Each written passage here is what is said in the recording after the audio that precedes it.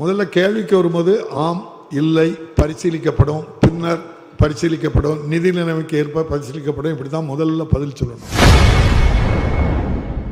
இன்று சட்டமன்றத்தில் பேசிய சபாநாயகர் அப்பாவு அமைச்சர் நேரு தனது பதிலை சுருக்கி சொல்ல வேண்டும் என கூறியிருப்பது திமுகவினர் மத்தியில் கடும் அதிர்ச்சியை ஏற்படுத்தியுள்ளது. தற்போது நகராட்சிக்கு தேவையான 12 MLD பவானி ஆற்றிலிருந்து பெறப்பட்ட நபர் ஒருவருக்கு நாள் ஒன்றுக்கு 135 லிட்டர் தண்ணீர் கொடுக்கப்பட்டு வருகிறது.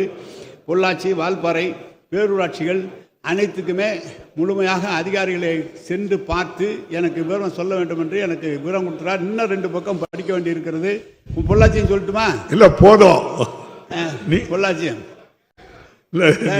எனவே சொன்னாங்க பில்லூர் பூட்டு திட்டம் நாங்கள் எங்கள் காலத்தில் ஆரம்பிக்கப்பட்டதா? உண்மைதான், அமைச்சர் இருக்கிறார்.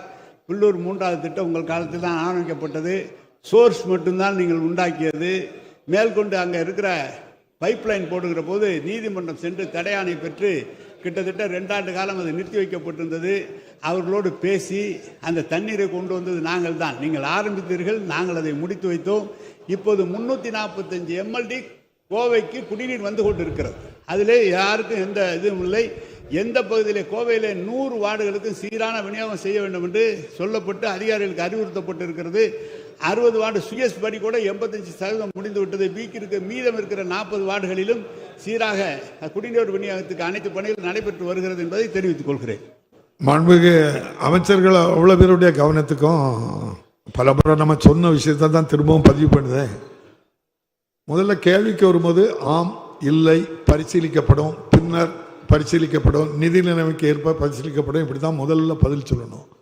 அடுத்து கேள்வி ஒன்று கேட்டதுக்கு அப்புறம் பதில் சொல்லலாம். நம்முடைய மாண்புமிகு நகராட்சி நிர்வாகத்துறை அமைச்சர் நிறைய செய்திருக்காங்க, நிறைய செய்தி இருக்குது, அதனால அதை சொல்லிவிடுதாங்க. இன்னைக்கு 7 நிமிஷம் அந்த பதில் மட்டும் ஒரு கேள்விக்கு பதில் போகுது.